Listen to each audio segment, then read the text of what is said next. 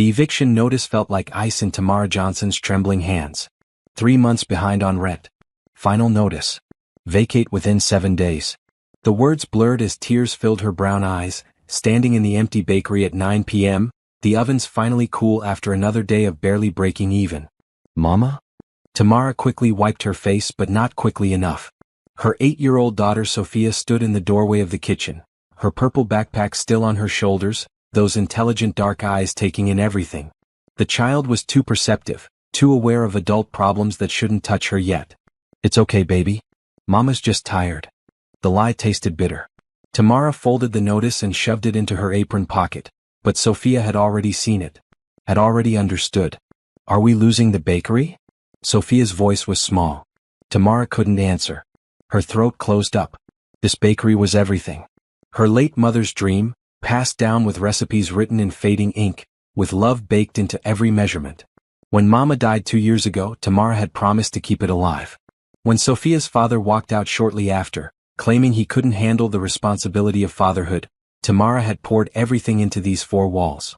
The bakery was supposed to save them. Instead, it was drowning them. Big box stores and trendy cafes had slowly stolen her customers. Her prices couldn't compete. Her marketing was non-existent. She was a baker, not a businesswoman, and the gap between those two things was swallowing her whole. We'll figure something out, Tamara finally managed, pulling Sophia into a hug. The child's hair smelled like the vanilla extract that permeated every corner of the shop. We always do. But even as she said it, Tamara didn't believe it. Her savings account had $17. Her credit cards were maxed. Her sister in Atlanta had offered them a place to stay, but that meant admitting defeat. That meant leaving Portland, leaving Mama's bakery, leaving the only home Sophia had ever known. The bell above the door chimed. Tamara's head snapped up. It was past closing time. She'd forgotten to lock the door after the last customer left an hour ago. A man stepped inside, and Tamara's first thought was that he looked expensive. Everything about him screamed money, from his perfectly tailored charcoal suit to the watch on his wrist that probably cost more than her annual rent. He was white, maybe in his late 30s, with dark hair starting to show distinguished gray at the temples. His blue eyes scanned the bakery with an expression Tamara couldn't quite read. "I'm sorry we're closed," Tamara said, trying to keep her voice steady. She stepped slightly in front of Sophia, an instinctive protective gesture. "I can see that." His voice was deep, educated. "But I saw the lights on. I was hoping to buy whatever you have left." Tamara gestured to the nearly empty display case. 3 cupcakes sat lonely on the glass shelf. Red velvet, her specialty. The recipe that had won her mother a local baking competition 15 years ago. "Those 3 cupcakes are all I have," Tamara said. "You can have them. $5. The man approached the counter, studying the cupcakes with surprising intensity. Then his eyes lifted to the walls, taking in the faded photos of her mother, the handwritten menu board, the worn but clean tiles.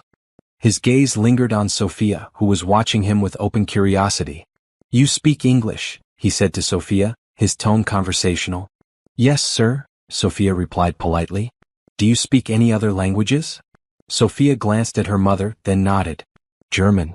My grandmother taught me before she died. She was born in Stuttgart." Something shifted in the man's expression. Interest. Sharp and sudden. "Your grandmother taught you German? How well do you speak it?" "Fließend," Sophia answered. "Fluently." The man's eyebrows rose. He pulled out his wallet, and Tamara tensed, expecting him to pay for the cupcakes and leave. Instead, he pulled out a thick stack of bills. Hundreds. Many of them. "I'll make you a deal," he said, looking directly at Sophia. "If you can sell me those 3 cupcakes entirely in German, proper sentences, correct grammar, I'll pay you $100,000. The world tilted. Tamara grabbed the counter for support. "Excuse me?" "You heard me." The man's expression was serious, no trace of mockery or cruelty. $100,000 if your daughter can conduct a full sales transaction in fluent German. If she can't, I'll pay the $5 and leave. Tamara's mind raced. This had to be a joke. Some cruel prank. People didn't just walk into failing bakeries and offer life-changing money for speaking a language. But the bills in his hand looked real. His expression looked real. "Why?" The word came out as barely a whisper. "Because I can," he said simply. "Because I want to see if she really is fluent. And because something tells me you need this." His eyes had caught the corner of the eviction notice sticking out of Tamara's apron pocket. She shoved it deeper, her cheeks burning. Sophia tugged her mother's sleeve. "Mama, can I try?" Every instinct screamed that this was wrong, that no stranger offered this kind of money without strings attached, that accepting would mean owing something terrible. But Tamara looked at her daughter's hopeful face, thought about the eviction notice, about her mother's legacy crumbling, about Sophia's school and friends and stability. "Okay," Tamara heard herself say. "Okay, baby. You can try." Sophia straightened her shoulders, suddenly looking older than 8 years old. She stepped up to the counter like she'd done this 1,000 times, clearing her throat professionally. "Guten Abend, mein Herr," Sophia began, her accent flawless. "Good evening, sir. Willkommen in der Johnson Bäckerei. We can ich Ihnen gut helfen?" The man's face transformed with genuine surprise and pleasure. "Guten Abend. Ich hat gern die drei cupcakes dort bit." For the next 5 minutes, Tamara watched in stunned silence as her 8-year-old daughter conducted a complete sales transaction in German. Sophia described the cupcakes, their ingredients, the history of the recipe. She asked if he wanted them boxed or bagged. She calculated the change in German numbers, even though the man insisted she keep it all. She thanked him for his business and invited him to return soon, all in flowing, perfect German that would have made her grandmother weep with pride. When Sophia finished, the man was smiling. A real smile that reached his eyes and made him look younger, more human. "Ausgezeichnet," he said. "Excellent." Then he switched back to English. "You're truly fluent. That's remarkable." He placed the stack of bills on the counter. Tamara stared at it, unable to move. $100,000. It couldn't be real. "Count it," the man said gently. "It's all there. No strings, no contracts, no conditions. A deal is a deal." Tamara's hands shook as she picked up the bills. Her fingers could barely hold them. She counted once, twice, 3 times. $100,000 in cash. Real money. Enough to pay the back rent, pay the suppliers, fix the broken oven, hire help, save the bakery, save everything. "I don't understand," Tamara whispered, tears streaming down her face now. "Why would you do this?" The man picked up the box of cupcakes Sophia had carefully packaged. "Because your daughter impressed me. Because talent should be rewarded. And because I know what it's like to watch a legacy die for lack of resources." He paused at the door, looking back. "My name is Vincent Harper. I own Harper Technologies downtown. If you're interested, I'd like to talk to you tomorrow about investing in this bakery properly. Not charity. Business. I think you have something special here, Mrs. Johnson." "Miss," Tamara corrected automatically. "Miss Johnson." Something flickered in Vincent's eyes. "Miss Johnson. I'll come by at 10 tomorrow morning if that works for you. In the meantime, pay your rent. Save your bakery. And tell your daughter she earned every penny of this." He left, the bell chiming softly behind him. Tamara stood frozen, clutching $100,000, unable to process what had just happened. Sophia tugged her sleeve again. "Mama? Are we going to be okay now?" Tamara dropped to her knees, pulling her daughter into a fierce hug, sobbing openly now. "Yes, baby. Yes, we're going to be okay." For the first time in 2 years, Tamara believed it. Have you ever witnessed a moment that changed everything? What would you do if a stranger offered to save your dream? Drop a comment below and subscribe to follow Tamara and Sophia's journey. Will Vincent's offer be the miracle they need, or is there more to his story? Tamara didn't sleep that night. She sat at her small kitchen table in the apartment above the bakery, the stack of bills in front of her, counting it again and again. $100,000. It never changed. The money was real. Sophia had fallen asleep easily, exhausted from the emotional day, but Tamara couldn't shut her mind off. Questions circled endlessly. Who was Vincent Harper really? Why had he walked into her failing bakery at closing time? Why had he offered such an absurd amount of money for 3 cupcakes? What did he want in return? By 6 a.m., Tamara gave up on sleep. She showered, dressed in her nicest jeans and a bright red blouse, and headed downstairs to the bakery. If Vincent Harper was coming at 10, she wanted the place spotless. She wanted him to see the potential, not just the decay.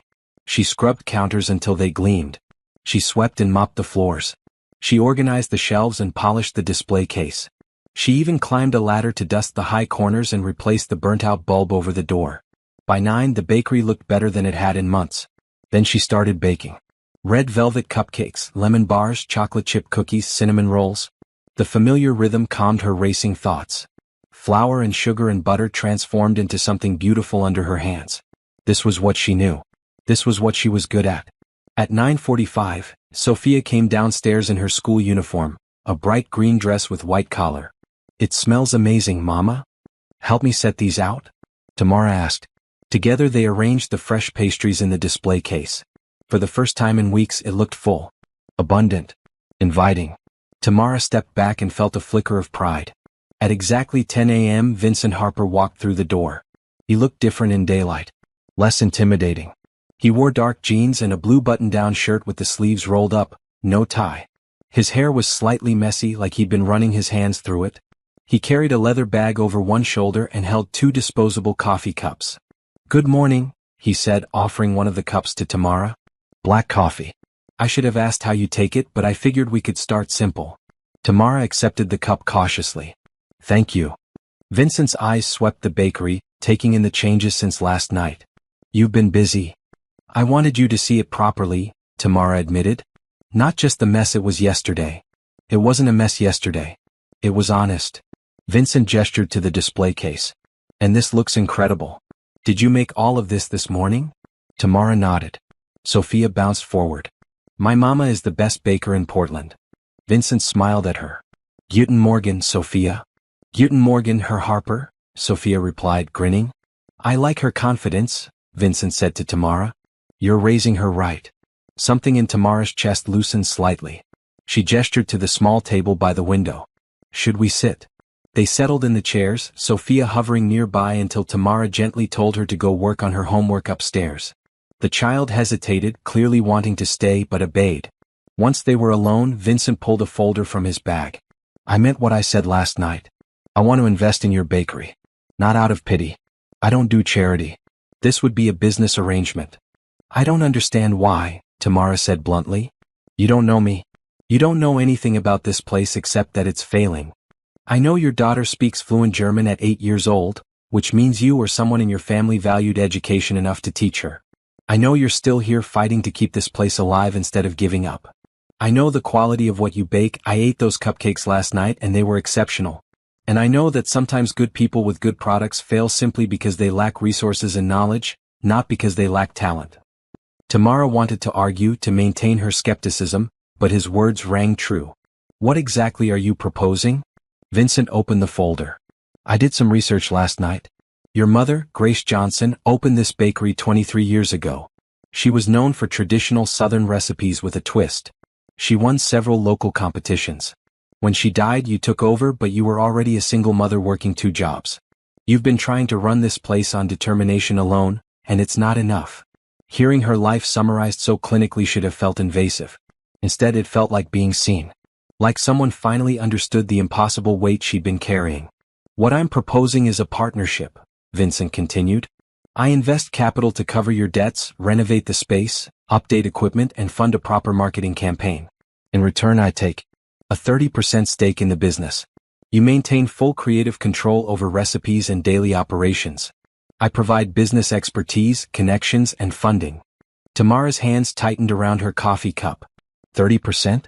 That's a lot. "It's fair," Vincent countered. "Without intervention, this place closes in a week. With intervention, it has a real chance at success. I'm taking on significant financial risk. But I believe in the potential here." "Why?" Tamara asked again. "You're a tech entrepreneur. What do you care about a failing bakery in a struggling neighborhood?" Vincent was quiet for a long moment. His fingers traced the rim of his coffee cup. When he spoke, his voice was softer. "My mother died when I was 12. Cancer. She was a teacher, worked 2 jobs to support me and my younger sister after my father left. She never had enough.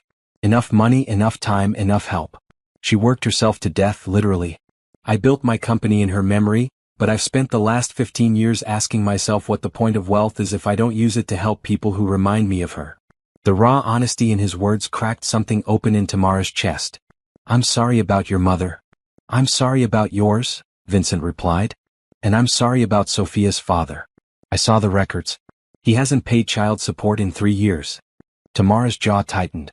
"That's none of your business." "You're right. I apologize." Vincent held up his hands. "I overstepped.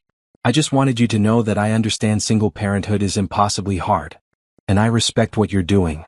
Tamara studied him. Really looked at him. The expensive clothes couldn't hide the tired lines around his eyes, the tension in his shoulders. He carried his own burdens. His own losses. What happens if I say yes and it fails anyway? Tamara asked quietly. Then it fails. I take the financial loss. You don't owe me anything personally. The business arrangement ends. Vincent leaned forward. But I don't think it will fail. I think with proper support, this bakery could become something special. A community anchor. Maybe even a small chain eventually. A chain. The idea was dizzying. Tamara had spent 2 years just trying to keep the doors open. The thought of expanding felt like fantasy. I need to think about it, Tamara said. Of course. Vincent closed the folder. Take your time. But the eviction stands if you don't act quickly. I can pay the back rent now. Thanks to you. Then do that today, Vincent advised. Secure your immediate future. Then decide about the partnership. He stood to leave, but Tamara found herself standing too. Vincent? He turned back. Why did you really come here last night? The truth. Vincent smiled slightly. The truth? I was having the worst day of my professional life. A major deal fell through. I walked out of my office needing air, needing to remember why I started my company in the first place. I saw your bakery lights on and remembered my mother used to take me to a place like this when I was Sophia's age. I came in planning to buy whatever you had and eat it in my car. Then I saw you crying. Saw your daughter trying to be brave. And something in me just broke open. Tamara felt tears prick her eyes again. You're either the kindest person I've ever met or the best liar. I hope I'm the first, Vincent said quietly. After he left, Tamara stood in the empty bakery for a long time. Then she went upstairs, where Sophia was supposed to be doing homework but was clearly listening at the top of the stairs. What do you think, baby? Tamara asked. Should Mama trust Mr. Harper? Sophia came down and took her mother's hand. Grandma used to say that when someone offers help, you say thank you and you take it. She said pride is expensive and we can't afford it. Tamara laughed, a broken sound. Grandma was a wise woman. So are you, Mama? Sophia said seriously. And I think Mr. Harper has sad eyes like ours. I think he needs us as much as we need him. Out of the mouths of babes. Tamara hugged her daughter tight. That afternoon, Tamara paid 3 months back rent in cash. Her landlord nearly fainted. Then she called Vincent Harper's office and left a message. I accept your offer. Let's save this bakery together. 2 hours later, Vincent called back. She could hear the smile in his voice. I'll have my lawyers draw up the partnership papers. Welcome to the team, Tamara. For the first time in 2 years, Tamara felt something dangerous blooming in her chest. Oh. The renovation started 3 days later. Vincent arrived at 7 a.m. with a construction crew, an interior designer named Patricia, and enough energy to power the entire block. Tamara watched from behind the counter as strangers measured her mother's bakery, pointing and nodding and taking notes. This feels overwhelming, Tamara admitted to Vincent. He handed her a hard hat. It's supposed to. Change is always overwhelming. But you're not doing it alone this time. The plan was ambitious. New ovens, new display cases, expanded seating area, fresh paint, updated flooring, and a complete kitchen reorganization. Patricia showed Tamara digital renderings that looked like a magazine spread. Soft cream walls, vintage Edison lighting, restored brick accents, and modern equipment hidden behind charming facades. It's beautiful, Tamara whispered.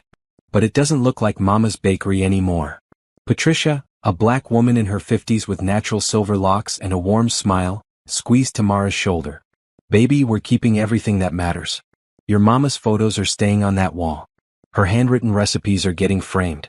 Her story is the heart of this place. We're just giving it a stronger body. The bakery closed for 2 weeks for renovations. Tamara used the time to experiment with new recipes in her apartment kitchen. Vincent stopped by every evening to taste test. He'd roll up his sleeves and sit at her tiny table, trying lemon lavender cookies, spicy chocolate brownies, and maple bacon cupcakes with the seriousness of a professional critic. This one, he said, holding up a bourbon pecan tart. This is dangerous. I could eat the entire pan. Then it goes on the menu, Tamara decided, making notes. Sophia loved having Vincent around. She'd teach him German phrases while he helped with her math homework. He was patient with her endless questions, never talking down to her, always treating her observations seriously.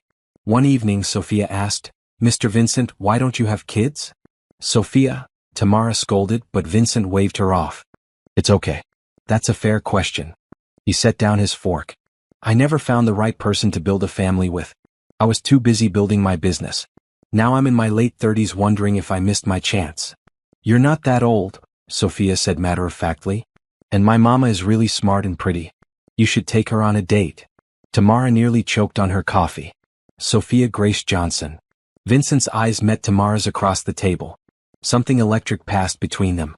He didn't laugh or brush it off. Your daughter might be onto something. Tamara's heart hammered. Vincent, you don't have to. I know I don't have to. I want to. His voice was steady, sincere. When this renovation is done and the bakery reopens, would you have dinner with me? A real date, not a business meeting. Every rational part of Tamara wanted to say no. This was her business partner. This could complicate everything. But the lonely part of her, the part that had been numb since Sophia's father left, suddenly felt awake. Okay, she heard herself say. Yes, I'd like that. Sophia clapped her hands. I knew it. I told Grandma Grace in my prayers that you needed someone nice. Tamara pulled her daughter close, blinking back tears. This child who had been through so much, who had watched her mother struggle and cry and barely survive, still believed in love. Still believed in happy endings. The 2 weeks passed in a blur of sawdust and paint fumes and possibility. Vincent was there every day, not just overseeing but actually working. He painted walls alongside the crew. He assembled furniture. He scrubbed grout. His expensive clothes got covered in dust and he didn't care. You don't have to do manual labor, Tamara told him. You're the investor. I'm also your partner, Vincent corrected. Partners show up. They do the work. Tamara found herself watching him when he wasn't looking. The way his muscles flexed under his t-shirt when he lifted heavy equipment. The way he laughed with the construction workers, treating everyone with equal respect. The way he listened to Patricia's design ideas and then asked Tamara's opinion before making decisions. He was different from any man she'd known. He didn't try to take over or assert dominance. He collaborated. He made space for her voice. One afternoon, they were alone in the bakery painting the feature wall a deep maroon color. Vincent's hair was messy, his face smudged with paint. He looked more human than the polished businessman who had first walked through her door. Can I ask you something personal? Tamara said. Always. Why tech? How did you go from losing your mother to building a technology empire? Vincent dipped his brush in the paint tray, considering. My mother loved learning. She'd bring home library books and we'd read together. When she got sick, I started teaching myself computer programming from library books because I couldn't afford classes. I thought maybe I could build something to help her, some medical software. I was 12. I didn't understand how impossible that was. That's heartbreaking. It was. But after she died, I kept learning. It became my escape. By 16, I was freelancing. By 20, I had my first startup. By 30, I sold it for enough money to start Harper Technologies. He paused. But success felt empty. I had everything and nothing. Then I walked into your bakery and saw you holding that eviction notice, saw your daughter trying to be brave, and suddenly I remembered why any of it mattered. Tamara set down her paintbrush. You're a good man, Vincent Harper. I'm trying to be. His eyes held hers. You make me want to be better. The moment stretched between them, charged with possibility. Then Sophia's voice called from upstairs. Mama, can I come see? The spell broke. Tamara smiled. That child has timing. She really does, Vincent agreed, but he was smiling too. On the final day of renovation, Patricia gathered everyone for the reveal. She covered the windows and made them all wait outside while she set up. When she finally opened the door, Tamara gasped. It was perfect. The bakery had transformed into something that honored the past while embracing the future. Her mother's photos hung prominently on the maroon feature wall, professionally framed. The new display cases gleamed. The seating area felt cozy and inviting. The open kitchen concept let customers watch baking in action. Every detail had been considered. But the best part was the sign Patricia had commissioned. Above the counter, in beautiful script, it read, Grace's Legacy, baked with love by the Johnson family. Tamara broke down crying. Vincent put his arm around her shoulders. It's okay to be emotional. This is a big moment. My mama would have loved this, Tamara managed through tears. She would have loved seeing you thrive, Vincent said quietly. That night, after Sophia fell asleep, Tamara stood in the renovated bakery alone. She ran her hands over the smooth counters, breathed in the smell of new paint and old memories. Vincent had given her more than an investment. He'd given her hope. He'd given her a future. And somehow in the process he'd started giving her his heart. The reopening day arrived with morning sunshine and nervous energy. Tamara had been up since 4 a.m. baking. The new ovens were a dream, twice as efficient as her old ones. She'd made dozens of red velvet cupcakes, lemon bars, chocolate chip cookies, cinnamon rolls, bourbon pecan tarts, and her grandmother's famous sweet potato pie. Vincent arrived at 6 a.m. with coffee and encouragement. "You ready for this?" Terrified, Tamara admitted. She wore a bright blue dress that Sophia had picked out, saying it made her look happy. Her hands wouldn't stop shaking. "Hey." Vincent caught her hands, steadying them. "You've got this. The hard part is over. Today is celebration." Patricia had arranged for a local news station to cover the reopening. A reporter named Jennifer Kim arrived at 8 a.m. with a camera crew. She interviewed Tamara about her mother's legacy, about nearly losing everything, about Vincent's investment. "Some people might call this a fairy tale," Jennifer said. "A wealthy benefactor saving a failing business. What do you say to that?" Tamara glanced at Vincent, who stood back with Sophia, letting her handle this moment. "I'd say it's not a fairy tale. It's what community is supposed to look like. People with resources helping those without. People recognizing potential and investing in it. Vincent didn't save me. He partnered with me. There's a difference." The interview aired on the noon news. By 1 p.m., when they officially opened the doors, there was a line down the block. The neighborhood showed up in force. Mrs. Chen from the laundromat next door bought 24 cookies for her customers. The Rodriguez family from 3 blocks over came with their 5 kids. Pastor Williams from the community church ordered pies for the Sunday social. Old customers Tamara thought she'd lost forever returned, apologizing for their absence and celebrating her comeback. Sophia worked the register, practicing her customer service skills and occasionally breaking into German to make people smile. Vincent stayed in the background, refusing to take credit, insisting this was Tamara's day. But Tamara noticed how people gravitated to him. How he remembered names after hearing them once. How he asked thoughtful questions and listened to the answers. The community didn't see a wealthy tech mogul. They saw someone who genuinely cared. By closing time, they'd sold out completely. The register was full. Tamara's feet ached but her heart soared. "We did it," she said to Vincent as they locked up. "You did it," he corrected. "This is your dream. I just helped build the stage." Sophia tugged Vincent's sleeve. "Mr. Vincent, you're supposed to take Mama on that date now. The bakery is fixed. You promised." Vincent laughed. "Your daughter is a very effective accountability partner. She gets it from her grandmother," Tamara said, smiling. They planned the date for Sunday evening. Patricia agreed to watch Sophia, insisting Tamara deserved a night off. Tamara spent Saturday afternoon trying on every outfit she owned, feeling like a teenager again. Sunday evening, Vincent picked her up in his car, a normal sedan, not the luxury vehicle she'd half expected. He wore jeans and a green button-down shirt that brought out his eyes. "You look beautiful," he said when she answered the door in a red sundress. "You clean up nice yourself," Tamara replied. They drove to Riverside Park, where Vincent had set up a surprise. A simple picnic by the water. Blanket, basket, candles and glass jars. No fancy restaurant, no showing off. Just quiet and personal. "I wanted somewhere we could actually talk," Vincent explained as they settled on the blanket. "Not somewhere loud where we have to yell over crowds." He'd packed sandwiches from a local deli, fresh fruit, cheese and chocolate. They ate and talked as the sun set over the river, painting the sky in shades of orange and pink. "Tell me about your sister," Tamara said. "You mentioned her before but never in detail." Vincent's expression softened. "Rachel. She's 32, 5 years younger than me. She's a social worker in Seattle. After our mother died, I basically raised her.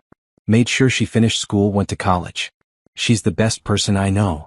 She's lucky to have you. I'm lucky to have her. She keeps me grounded. Calls me out when I get too caught up in work." Vincent smiled. "She's actually coming to visit next month. She's dying to meet you and Sophia. You told her about us?" "Of course. You're a big part of my life now."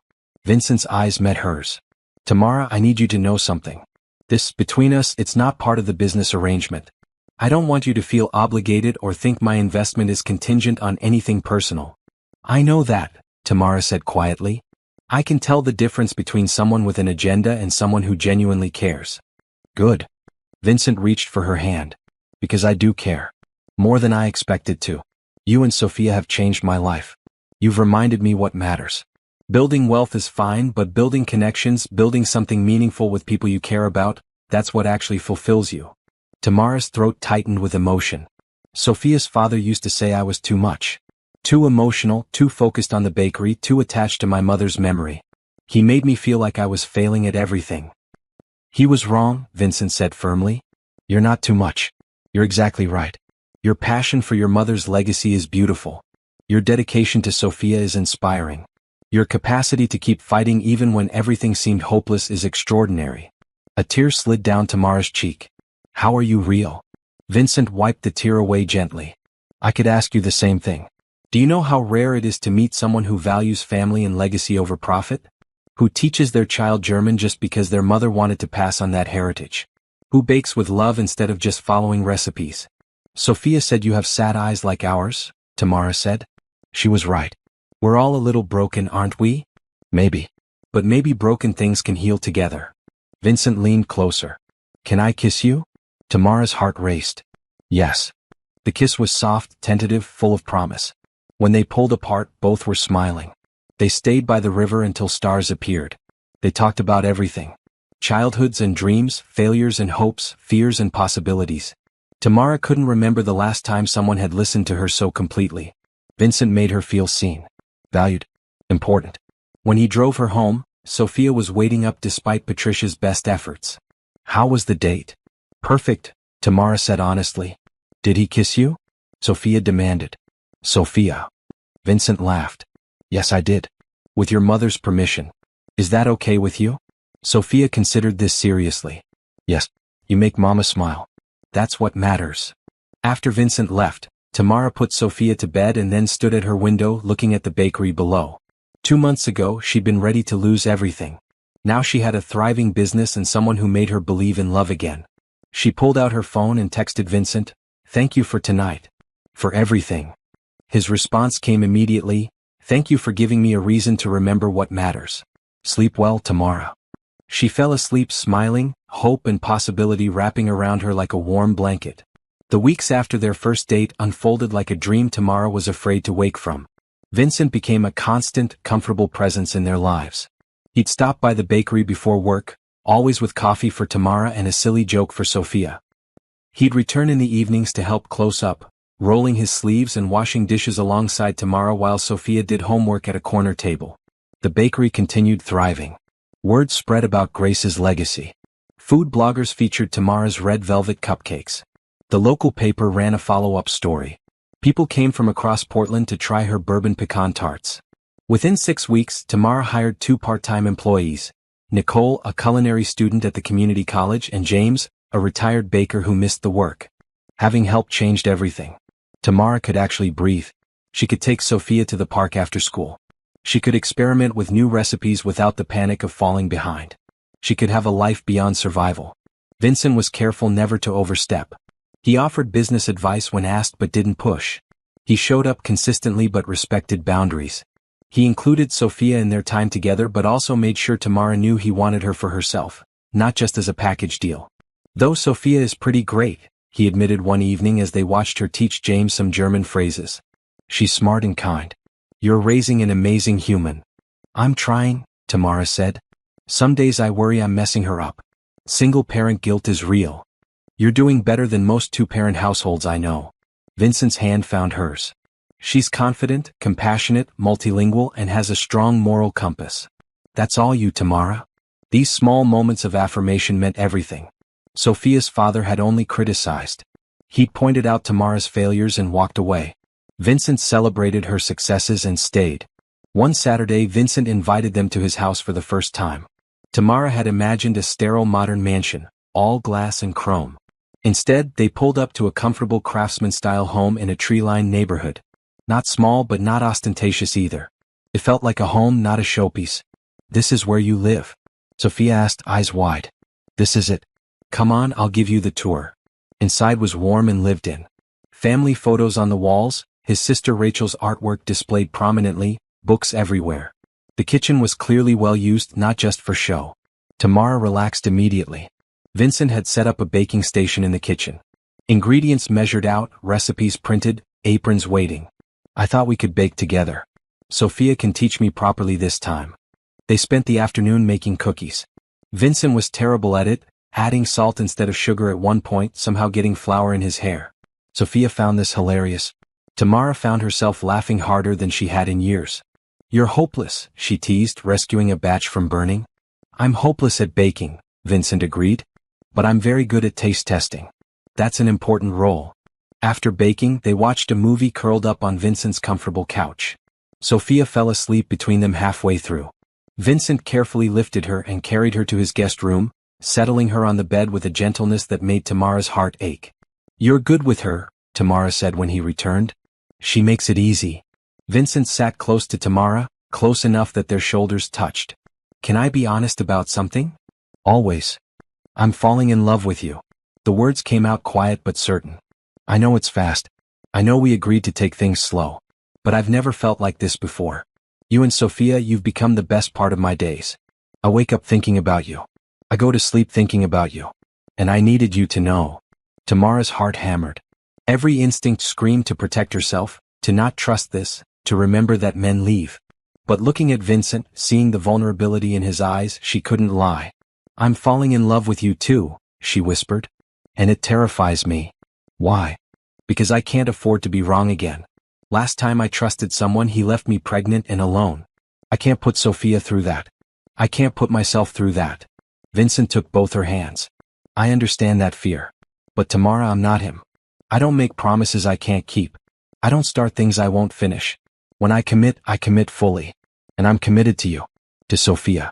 To building something real and lasting." "How can you be sure?" "Because I've spent my adult life building a company from nothing. I know the difference between a fleeting interest and something worth investing everything in." "You're worth investing everything in." Tamara kissed him then, pouring all her hope and fear and love into it.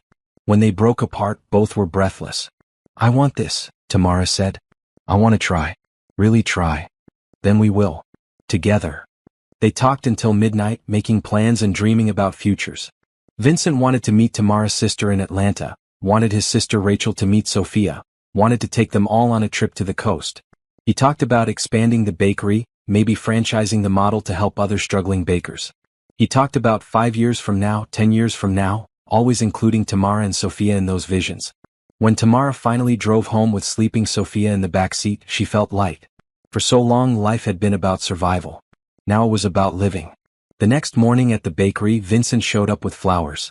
Sunflowers, bright and cheerful, Tamara's favorites though she'd never told him. "How did you know?" "Sophia mentioned it," Vincent admitted. "I've been taking notes." James and Nicole exchanged knowing looks. The neighborhood had quickly figured out that something was developing between Tamara and Vincent. People approved. They'd watched Tamara struggle for years. They liked seeing her happy. Mrs. Chun from the laundromat stopped by with her grandson that afternoon. "Miss Tamara, my grandson wants to meet Mr. Vincent. He says his teacher told their class about the bakery story. About second chances and community support." Vincent crouched down to talk to the 8-year-old boy, answering questions with genuine interest. Later, he told Tamara, "That's what wealth should do. Inspire people. Show them what's possible. Not intimidate or exclude." "You're changing this neighborhood," Tamara observed. "We're changing it," Vincent corrected. "Your bakery is the heart of it. I'm just helping amplify what you started." That evening, after closing, Vincent helped Tamara prep for the next day. They worked in comfortable silence, moving around each other easily, falling into rhythms. It felt domestic. It felt right. "My sister is coming next month," Vincent said. "I want you and Sophia to have dinner with us. Is that okay?" "More than okay," Tamara said. "I'd love to meet her. She's going to love you both. I've told her so much about you." Vincent paused in his work. "Tamara, I know we're taking this day by day. But I need you to know my intentions are serious. I'm not playing around. I'm in this for real." "I know," Tamara said softly. "I can feel it. And Vincent? I'm in this for real too." He pulled her close, holding her tight. "We're going to build something beautiful. Not just the bakery. A life. A family." Tamara let herself believe it. Let herself hope. For the first time since Sophia's father left, she trusted that maybe happy endings were possible after all. 3 months into their relationship, Tamara woke up one morning and realized she couldn't remember the last time she'd cried from stress. The bakery was profitable. Sophia was thriving. And Vincent had become as essential as breathing. He'd kept every promise. He showed up consistently. He respected boundaries. He loved Sophia without trying to replace her father or overstep. He treated Tamara as an equal partner in both business and life. The neighborhood had fully embraced him. Vincent had started a small business mentorship program through his company, offering free consulting to struggling local shops. He'd helped the Rodriguez family expand their restaurant. He'd connected Mrs. Chen with suppliers to reduce her laundromat costs. He'd funded new computers for the community center. "You're turning into Portland's favorite philanthropist," Tamara teased one evening. "I'm just doing what makes sense," Vincent replied. "I have resources. Others need them. Why hoard what I can share?" This was the man she'd fallen completely in love with. Not the wealthy businessman who'd first walked through her door, but the person underneath. The one who sat on her kitchen floor helping Sophia with science projects.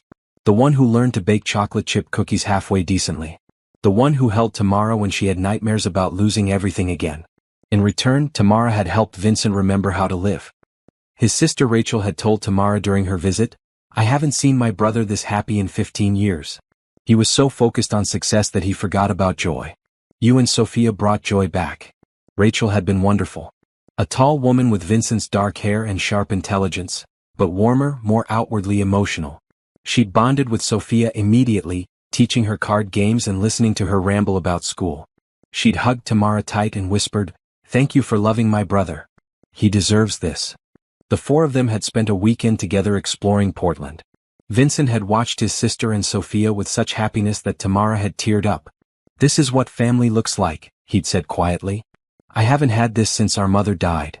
Now, as summer approached, their lives had settled into a beautiful routine. Mornings at the bakery, Sophia helping before school.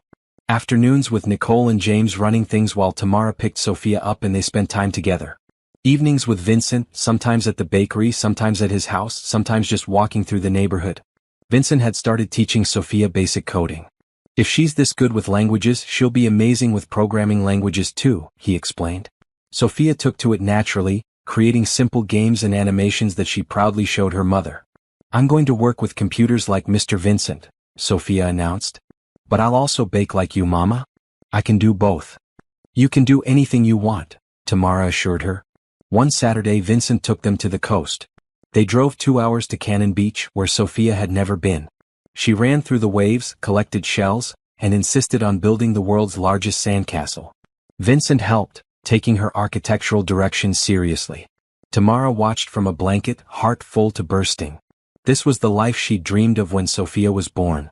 A partner who showed up. A child who felt safe and loved. Simple happiness that didn't require wealth, just presence. Vincent jogged over, sandy and grinning. "Your daughter is a demanding project manager. She's critiquing my turret building skills." "She gets that from her grandmother," Tamara laughed. Vincent sat beside her, catching his breath. "I love this. I love her. I love you. I love us." "I love us too," Tamara said. "I want to make this permanent." Vincent's voice got serious. "I want to be in Sophia's life officially. I want to be in your life officially. I know it's been just a few months, but when something is right, you know." Tamara's pulse quickened. "What are you saying?" "I'm saying I want forever with you. I want to adopt Sophia, give her my name if she wants it, be her father in every way that matters. I want to marry you, build a life together, grow old together." Vincent pulled a small box from his pocket. "I'm saying I bought this ring 2 weeks ago and have been carrying it around waiting for the perfect moment, but then I realized every moment with you is perfect." He opened the box. Inside was a simple gold band with a single diamond. Beautiful but not ostentatious. Exactly Tamara's style. "Tamara Johnson, will you marry me? Will you let me be Sophia's father? Will you build this life with me?" Tears streamed down Tamara's face. "Yes. Yes to all of it." Vincent slid the ring on her finger, then kissed her deeply. From the beach, Sophia shouted, "Did she say yes?" "She said yes," Vincent called back. Sophia sprinted over, sand flying. "Really? You're going to be my dad." "If you want me to be," Vincent said seriously. Sophia threw herself at him, hugging tight. "I want that. I really want that." They sat on the beach as the sun set, the three of them huddled together. Tamara felt her mother's presence so strongly. Grace would have loved this. Would have loved Vincent. Would have been so proud of how Tamara had fought and survived and finally found happiness. That night, back in Portland, they stopped by the bakery. Tamara wanted to see it, wanted to remember how far they'd come. The building glowed in the streetlights. Through the window she could see the photos of her mother on the wall. "Thank you," Tamara said to Vincent. For what? For walking through that door. For taking a chance on us. For keeping your promises. For loving us. Thank you for letting me, Vincent replied. You saved me as much as I saved you. Maybe more. Sophia yawned hugely. Can we go home? I want to call Aunt Rachel and tell her the news. They drove to Tamara's apartment, which suddenly felt too small for their expanding family. Vincent must have noticed because he said, we should look at houses. Somewhere with a yard for Sophia. Space for all of us. You want to live together? Tamara asked. I want everything together, Vincent said. If you're ready. I'm ready, Tamara said. I'm so ready. That night, after Sophia called Rachel, who screamed with joy, and after they'd tucked her into bed, Tamara and Vincent sat on the couch making plans. Wedding details, adoption paperwork, house hunting, the future. I want to expand the bakery model, Tamara said. I've been thinking about what you said. About helping other struggling bakers. I want to create a program. Training, mentorship, startup capital. I want to pass forward what you gave me. Vincent's eyes lit up. That's brilliant. We could start a foundation. Use my company's resources to identify candidates. Create a whole network of supported bakeries. They talked until midnight, dreaming bigger than Tamara had ever allowed herself to dream. With Vincent, everything felt possible. As she drifted to sleep that night, ring on her finger, Tamara sent up a silent prayer to her mother. I did it, Mama. I kept your bakery alive. And I found love. Real love. The kind that lifts you up instead of weighing you down. I hope you're proud. She could almost hear her mother's voice. I'm always proud of you, baby girl. Always. The engagement announcement spread through the neighborhood like warm honey. Mrs. Chun brought congratulations flowers. The Rodriguez family threw an impromptu celebration at their restaurant. Pastor Williams asked to officiate the wedding. The community that had watched Tamara struggle now celebrated her joy. Vincent's business associates were politely confused. Several had asked why he was marrying a baker, as if Tamara's worth was measured only in financial terms. Vincent had cut off those relationships without hesitation. Anyone who can't see Tamara's value isn't someone I need in my life, he'd said firmly. 2 weeks after the proposal, Vincent brought Rachel back to Portland to celebrate properly. His sister arrived at the bakery with a huge grin and an even bigger hug for Tamara. Let me see the ring, Rachel demanded. She examined it, then hugged her brother. You did good. Simple but perfect. Very Tamara. That was the goal, Vincent said. Rachel had brought gifts. For Sophia, a coding book for kids and a stuffed animal penguin. For Tamara, a framed photo from their beach trip, the moment after the proposal when the three of them had hugged. How did you get this? Tamara asked, tearing up. I asked Vincent to send me photos from that day. I wanted to capture the moment your family became official. Rachel's eyes were wet too. I'm so happy for you both. That evening they all went to Vincent's house for dinner. Rachel insisted on cooking, claiming it was her specialty. She made her mother's recipe for pot roast, sharing stories about their childhood as they ate. Mom used to say that family is what you build, not just what you're born with, Rachel said. She'd have loved you and Sophia so much, Tamara. You're exactly the kind of person she'd want for Vincent. I wish I could have met her, Tamara said. She's here in spirit, Rachel replied. I feel her presence in this. The way you two found each other, the way Sophia fits so perfectly into our family, it feels like Mom's hand guiding things.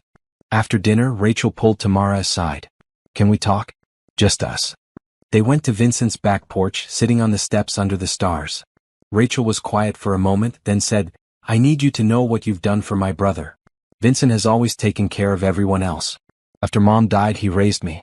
He worked multiple jobs to keep us afloat. He built his company not for luxury but for security so we'd never be that vulnerable again. But he never took care of himself.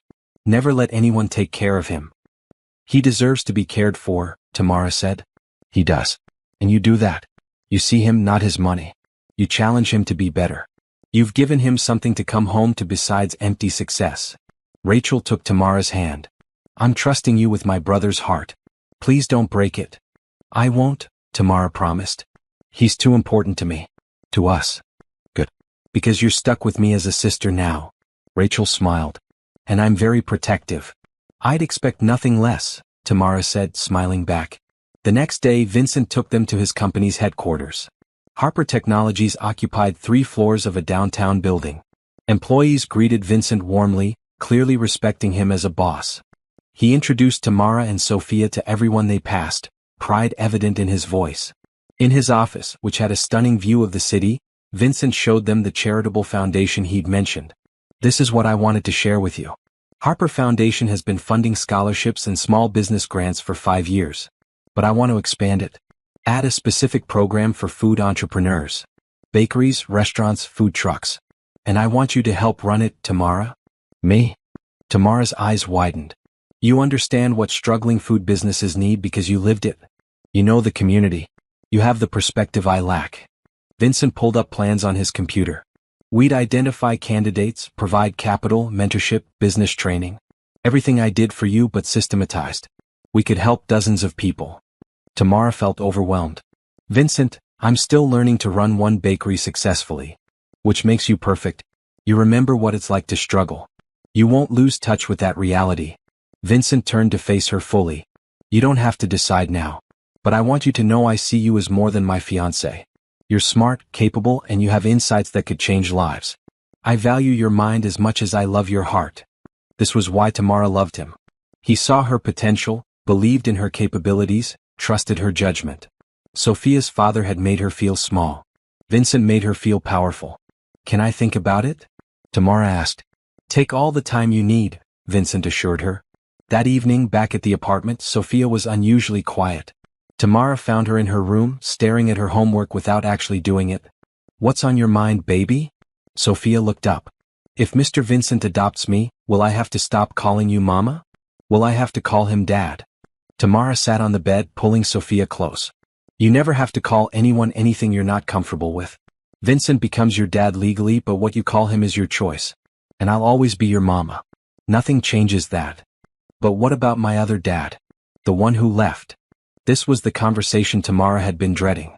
"Your biological father chose not to be in your life. That's his loss, not your fault. Vincent is choosing to be your father. That's different. Special. What do you want to call Vincent?" Sophia considered this seriously. "I think Dad. Because that's what dads do. They show up. They care. They teach you things and make you laugh. That's Vincent." "Then Dad it is, if you're comfortable with that." "I am." Sophia paused. "Mama, are we really going to be okay forever now? Nobody's going to leave?" Tamara's heart broke and healed simultaneously. "Baby, I can't promise nothing bad will ever happen. Life doesn't work that way. But I can promise that Vincent and I are committed to this family. We're building something strong. Something that lasts." "Okay," Sophia said, satisfied. "Can I tell him I want to call him Dad? I think he'd love that." The next morning at the bakery, Sophia marched up to Vincent with determined purpose. "Mr. Vincent, I decided. When you adopt me, I want to call you Dad. Is that okay?" Vincent's eyes filled with tears. He crouched to Sophia's level. "That's more than okay. That's the best thing anyone has ever said to me." Sophia hugged him. "You're a really good dad already." Watching them, Tamara felt the final piece of her heart's puzzle slide into place. This was her family. Chosen, built, real. Not perfect, but perfect for them. Vincent looked up at Tamara over Sophia's head, mouthing, "I love you." Tamara mouthed it back, knowing that love would be the foundation they'd build everything else on. And foundations built on love could weather any storm. Planning a wedding while running a successful bakery and co-developing a charitable foundation should have been overwhelming. Somehow, with Vincent's calm presence and the community's enthusiastic support, it felt joyful instead. Tamara and Vincent decided on a small ceremony. Neither wanted something elaborate. They wanted intimate, meaningful, focused on what mattered, their commitment and the family they were creating. "I want to get married in the bakery," Tamara said one evening. "Where it all started.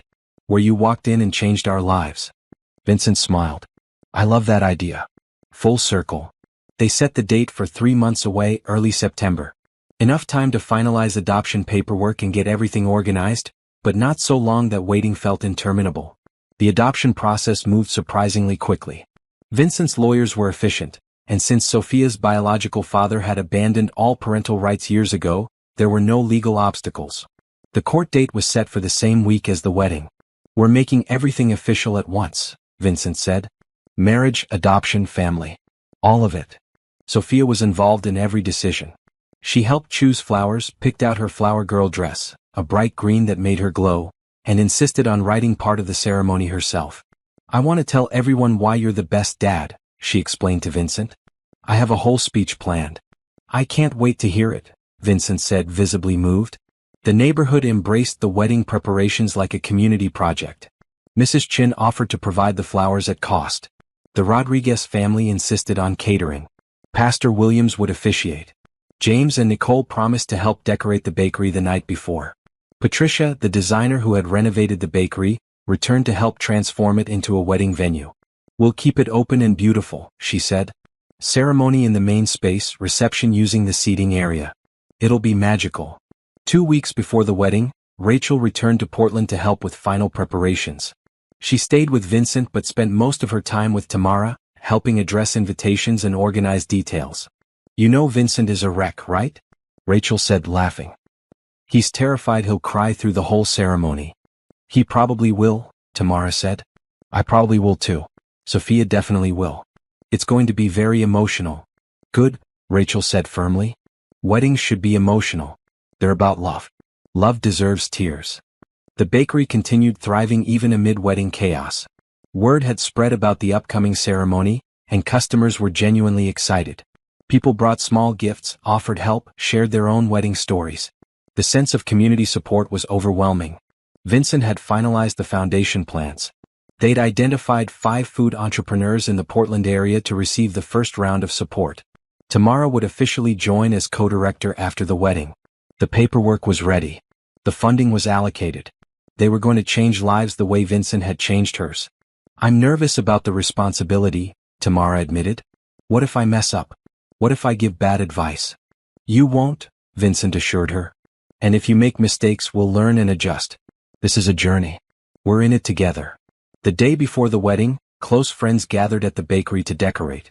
Vincent's business colleagues mixed with neighborhood families, everyone working together. Flowers were arranged, lights were strung, chairs were positioned. By evening, the bakery glowed with possibility. Vincent pulled Tamara outside for a moment alone. Tomorrow you become my wife. Sophia becomes my daughter legally. We become an official family. I want you to know I don't take any of this lightly. These vows, this commitment, this family, it's the most important thing I'll ever do. I know, Tamara said, holding him tight. I feel the same way. I've been thinking, Vincent continued. After the honeymoon, let's look at houses. Something bigger, with space for Sophia to grow, maybe space for more kids eventually if you want that. A real home for our family. More kids. Tamara's heart skipped. They'd never discussed this directly. Only if you want, Vincent said quickly. I know being a single parent was hard. I don't want to assume. But I'd love to have children with you. To give Sophia siblings. To build a bigger family. Tamara kissed him softly. I'd love that too. When we're ready. When Sophia's ready. But yes, I want that future with you. They stood outside the bakery as evening darkened into night, holding each other, feeling the weight and wonder of the commitment they were about to make. The wedding day arrived with perfect September sunshine. Tamara woke early, nerves and excitement tangling in her stomach. Rachel and Patricia arrived to help her get ready, styling her hair and makeup while Sophia watched, fascinated. Tamara wore a simple ivory dress, elegant but not elaborate. Rachel had lent her a pearl necklace that had belonged to their mother. Something borrowed, Rachel said, fastening it around Tamara's neck. Mom would want you to wear it. Are you sure? Tamara's eyes welled up. Completely sure. Your family now. What was hers is yours. At the bakery, guests were arriving. 50 people, small and intimate. Vincent's business friends, neighborhood families, church members, the bakery employees. Everyone who mattered. Vincent waited near the counter, wearing a navy blue suit that brought out his eyes. His sister had pinned their mother's favorite brooch to his lapel. He looked nervous and happy and perfect. Are you feeling the emotion of this moment? This family, built from struggle and hope, is about to become official. Subscribe and comment below about your own stories of finding love after hardship. Sometimes the best families are the ones we choose. The ceremony began with Pastor Williams welcoming everyone. He spoke about community, about love that lifts, about family formed through choice rather than obligation. Then he invited Sophia forward. The 8-year-old stood confidently, unfolding a piece of paper. I wrote something about Vincent, she began. When I was little, I used to wonder why I didn't have a dad like other kids. My mama told me that sometimes the people who are supposed to love you don't know how. But she promised that someday someone would love us right. Sophia looked at Vincent, who was already crying. Vincent loves us, right? He shows up every day. He helps with my homework. He teaches me coding. He makes my mama smile. He never makes promises he doesn't keep. He chose to be my dad, which is even better than just being born my dad. Because he wanted to be here. So today, when he marries my mama and adopts me, I'm not just getting a dad. I'm getting the best dad. And our family is going to be amazing. There wasn't a dry eye in the building. Vincent crouched down and hugged Sophia tightly. Thank you, sweetheart. I'm the lucky one. You and your mama are the best thing that ever happened to me. Pastor Williams cleared his throat emotionally. Well, I don't know how we follow that. But let's try. Vincent and Tamara, please join hands. The vows were simple and heartfelt. They promised partnership, respect, love, support. They promised to build a life that honored both their pasts and embraced their future. They promised to protect what they created and to always choose each other. When Pastor Williams pronounced them married, the small crowd erupted in cheers. Vincent kissed Tamara deeply, then swept Sophia into a hug, the three of them together. The reception was perfect. The Rodriguez family had prepared incredible food. People danced in the small space between tables. Sophia taught several guests German phrases. Rachel gave a toast that made everyone cry again. Late in the evening, as guests were leaving, Vincent pulled Tamara aside. He handed her an envelope. I wanted to give you this privately. Inside was paperwork. Adoption finalization. Effective immediately, Sophia was legally Sophie Harper, daughter of Vincent Harper. But there was more. Paperwork establishing a college fund in Sophia's name. Paperwork adding Tamara as co-owner of Vincent's house. Paperwork making her an official co-director of Harper Foundation. You're my partner in everything now, Vincent said. What's mine is yours. What I build is ours. This family is equal. True partnership. Tamara couldn't speak through her tears. She just held the papers and nodded. As the evening ended, the three of them stood in the bakery alone. Their bakery. Their family's business. The place where everything had started with one impossible offer and 3 cupcakes. We did it, Tamara whispered. We really did, Vincent agreed. Sophia, now officially Sophia Harper, looked at her parents. Can we go home now? I'm tired. Let's go home, Vincent said, taking her hand. He took Tamara's hand with his other. Let's go home together. They walked out of the bakery, now a family in every way that mattered, ready for whatever came next. The honeymoon was a simple trip to the Oregon coast, the three of them together. Vincent had wanted to whisk Tamara away somewhere exotic, but she'd insisted on including Sophia. We're a family now. We do things together. They spent 5 days in a beach cottage, walking on sand, collecting shells, teaching Sophia to paddleboard. It wasn't glamorous, but it was perfect. No business calls, no bakery stress, just the three of them learning to be a family unit.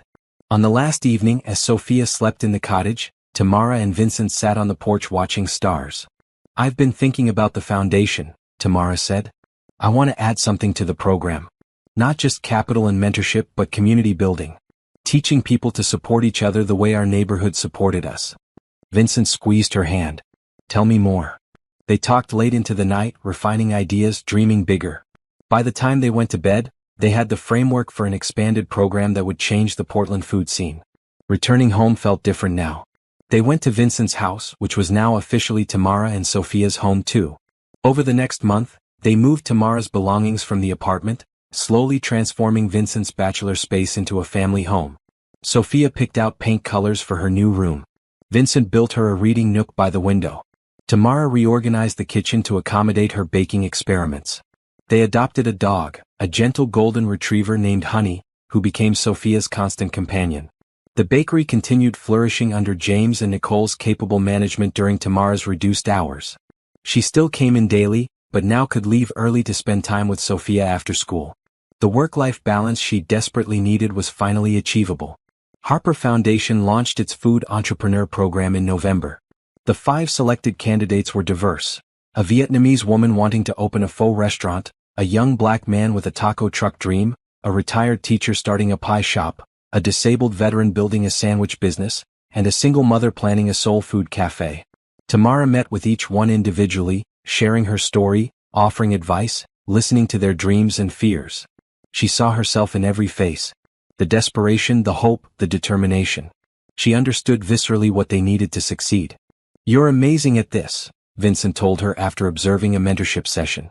You connect with people in a way I never could. You make them feel seen and valued. Because I remember what it felt like to be invisible, Tamara said. To work so hard and have no one notice or care. I won't let that happen to them. The program provided each entrepreneur with $50,000 in startup capital, 6 months of intensive mentorship, free legal services, and connection to Vincent's business network. But more importantly, it connected them to each other. They formed a support group, meeting weekly to share challenges and celebrate wins. By December, 3 of the 5 businesses had opened. The Vietnamese restaurant became a neighborhood fixture within weeks. The taco truck earned write-ups in food blogs. The pie shop's holiday sales exceeded projections. Success was building. At home, Sophia was thriving. Her grades remained excellent, her German fluency continued improving, and her coding skills impressed Vincent's colleagues when he occasionally brought her to the office. She'd also made a best friend at school, a girl named Priya who shared her love of languages and baking. Can Priya come over? Sophia asked regularly. The answer was always yes. Vincent and Tamara wanted their home filled with laughter and life. For Christmas, they hosted both Rachel and Tamara's sister DeAndrea, who flew in from Atlanta with her 2 kids. The house overflowed with family, noise, joy. DeAndrea pulled Tamara aside at one point, tears in her eyes. I'm so proud of you, DeAndrea said. You held on when everything was falling apart. You fought for Sophia. You kept Mama's legacy alive. And you found real love. You deserve all of this. I couldn't have done it without the village, Tamara replied. The neighborhood, Vincent, you checking in on me, all of it. That's what family does, DeAndrea said. We hold each other up. On Christmas morning, Vincent surprised Tamara with architectural plans. I know we talked about finding a bigger house, but I had another idea. What if we build something? Design it exactly how we want it? Space for our growing family, a real home office for you, a yard for Sophia and Honey. We could stay in this neighborhood, near the bakery and the community we love. Tamara studied the plans, seeing the future laid out in blueprints. 4 bedrooms, big kitchen, office space, a yard with room for a garden. A home designed for the family they were and the family they hoped to become. When would we start? Tamara asked. Whenever you're ready, Vincent said. This year, next year, no rush. I just wanted you to know it's possible. We can build exactly what we want.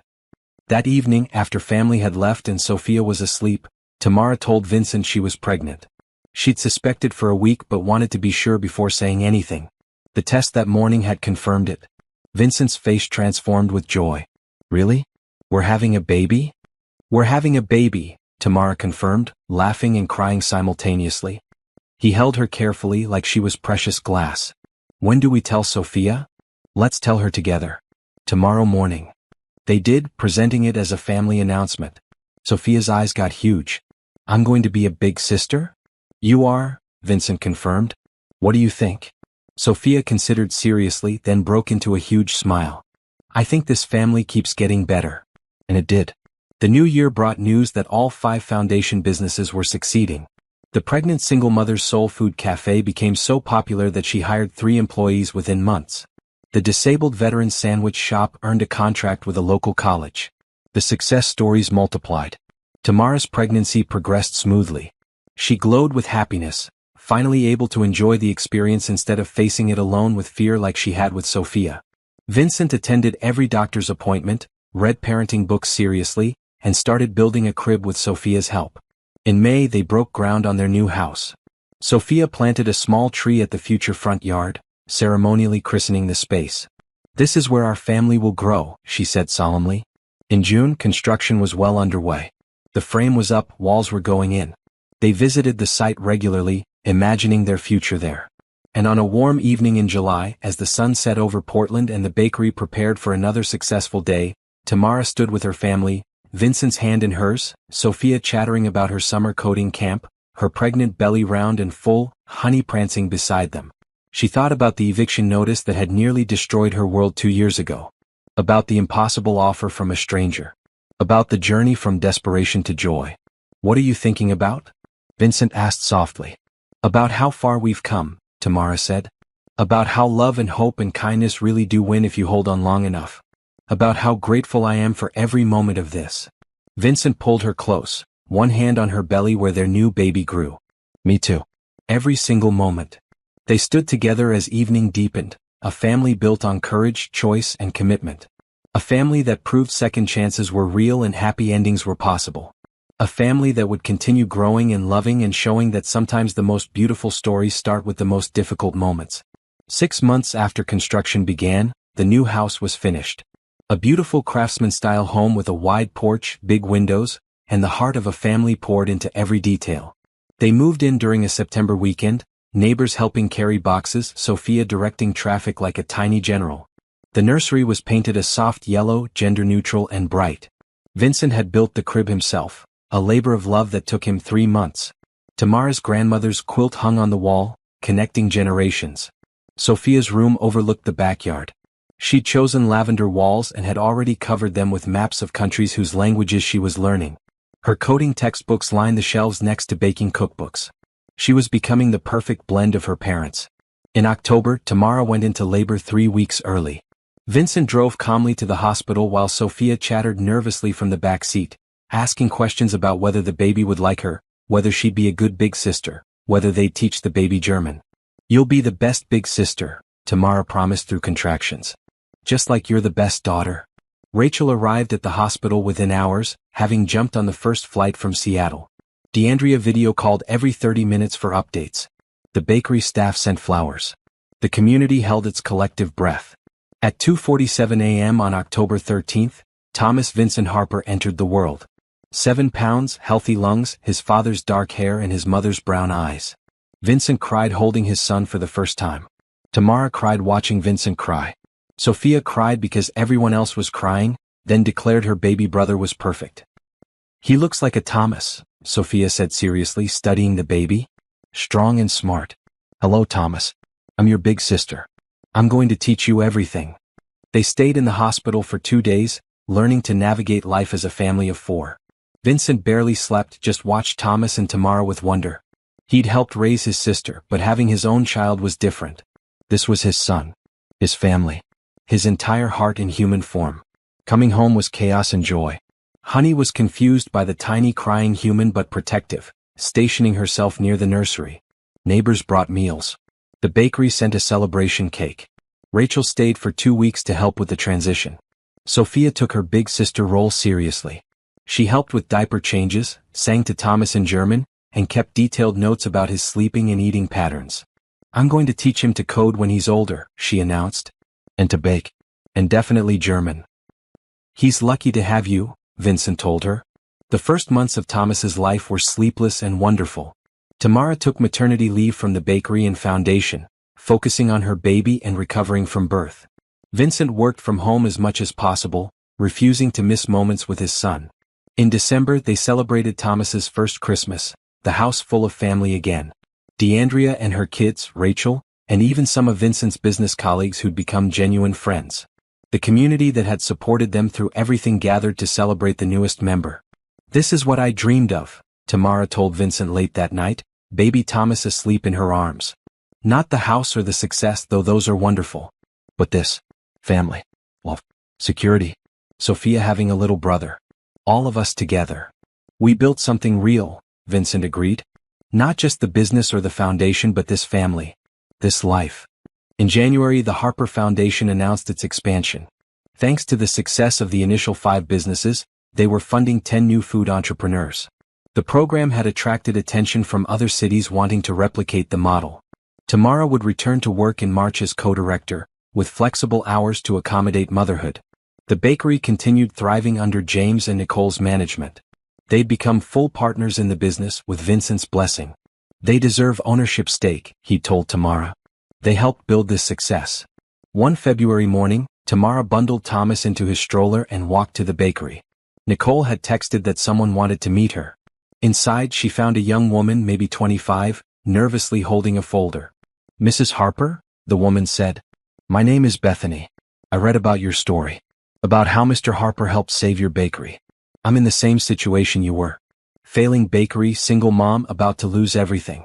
I applied to the Harper Foundation program and they said I should talk to you directly." Tamara's heart squeezed.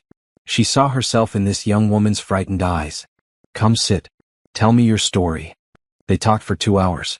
Bethany's bakery specialized in gluten-free items, serving a community need but struggling with marketing and capital. She had a 5-year-old son. She'd been working 3 jobs. She was drowning. "I'm going to help you," Tamara said finally. Not just through the foundation. I'm going to personally mentor you. We'll figure this out together. Bethany cried. Thank you. Thank you so much. After she left, Tamara called Vincent. We're doing this right. What you did for me, we're passing it forward. We're changing lives. That was always the goal, Vincent said softly. To make the help we receive mean something bigger. You're amazing, Tamara. Truly amazing. In March, Tamara officially returned to the foundation, bringing Thomas to the office in a carrier. Vincent's company had created an on-site childcare space, anticipating her needs. She worked 3 days a week, spending the other 2 with Thomas and Sophia. The balance felt right. She had her career, her family, her purpose. Nothing was perfect, there were hard days and exhausted nights and moments of doubt. But underlying everything was security, love, partnership, the knowledge that she wasn't alone. In April, they held a celebration at the original bakery. 1 year since the foundation launch. All 5 original entrepreneurs were present, along with the 10 new ones. Success stories abounded. The Vietnamese restaurant was opening a second location. The taco truck guy had been featured in a national food magazine. The pie shop was franchising. Tamara stood at the front of the gathering, Thomas in her arms, Sophia beside her, Vincent's hand in hers. 2 years ago, I was standing in this bakery holding an eviction notice, certain I'd lost everything. Then someone walked through that door and offered me hope. Not just money but genuine partnership. Belief in my potential. Trust in my abilities. She looked at Vincent, who was trying not to cry. That one moment changed everything. And now we get to be that moment for others. We get to offer hope, partnership, belief. That's the real success. Not the businesses we save but the lives we touch. The families we keep together. The dreams we help reality. Everyone applauded. People shared their own stories. The community Vincent and Tamara had built stretched beyond just the bakery or even Portland.